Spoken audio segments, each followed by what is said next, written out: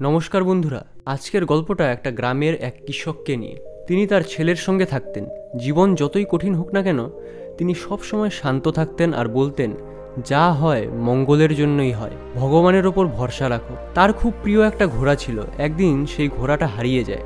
গ্রামের লোকেরা এসে সহানুভূতির সাথে বলল, আপনার এত প্রিয় ঘোড়াটা হারিয়ে গেল, খুব দুঃখজনক।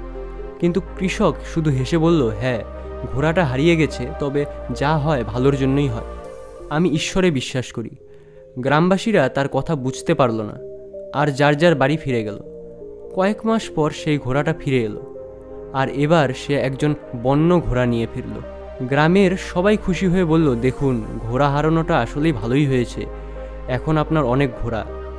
কিন্তু কৃষক বলল, হ্যাঁ, যা হয় ভালোর জন্যই হয়। এর কিছুদিন পর কৃষকের ছেলে ঘোড়া চালানো শেখার সময় পড়ে গিয়ে পা ভেঙে ফেলে। লোকেরা এসে আবার বলল, দেখলেন তো, এত ঘোড়া এলো, এখন আপনার ছেলের পা ভেঙে গেছে। কৃষক আবার বলল, যা হয়েছে মঙ্গলের জন্যই হয়েছে। কিছুদিন পর যুদ্ধ শুরু হয়, আর রাজা সিদ্ধান্ত নেয় সব যুবকদের সৈনিক হিসেবে নিয়ে যাবে। গ্রামের সব ছেলেকে নিয়ে যাওয়া হয়, কিন্তু কৃষকের ছেলে পা ভেঙে যাওয়ার কারণে থেকে যায়।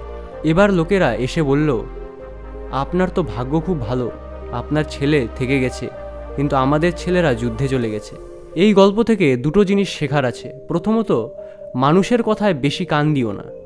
যদি তুমি তাদের কথায় বেশি মন দাও, তাহলে তোমার মনের রিমোট কন্ট্রোল তাদের হাতে দিয়ে দিচ্ছ। তারা প্রশংসা করলে তুমি খুশি হবে, আর নিন্দা করলে তুমি কষ্ট পাবে। দ্বিতীয়ত, জীবনের কোনো ঘটনাকে তৎক্ষণাৎ ভালো বা খারাপ বলে ফেলা উচিত নয়। একটা ঘটনা এখন খারাপ লাগলেও পরে ভালো কিছুতে রূপ নিতে পারে, যেমন এই গল্পে হলো।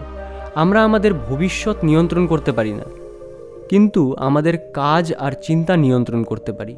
তাই সবসময় ভালো চিন্তা করো, ভালো কাজ করো, আর বিশ্বাস রাখো, যা হয় মঙ্গলের জন্যই হয়। আবার দেখা হবে আরও একটি অনুপ্রেরণামূলক গল্প নিয়ে।